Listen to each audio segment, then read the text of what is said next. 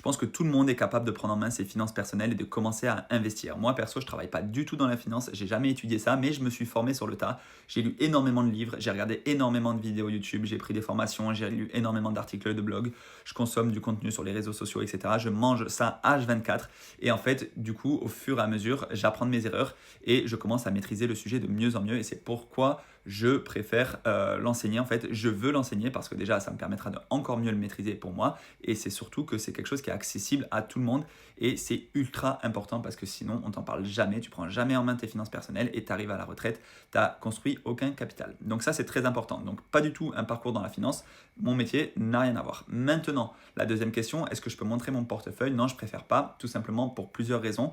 Première chose, quand je vois ce qui s'est passé avec certains créateurs de contenu dans la crypto, que ce soit Asher ou que ce soit d'autres personnes, je ne préfère pas du tout dévoiler mon exposition crypto.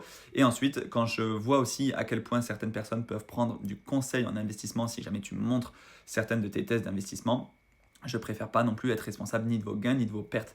Et en fait, de toute façon, mon portefeuille n'est pas bien compliqué. Si on parle de la crypto, la plupart de mon exposition sera sur le Bitcoin. Et si on parle de la bourse, la plupart de mon exposition, ce sera sur deux ETF qui font doublon même justement. C'est du MSCI World et du S&P 500. C'est vraiment pas quelque chose de compliqué. Je parle bien évidemment de la majorité de mon exposition, mais j'ai quand même plein d'autres choses.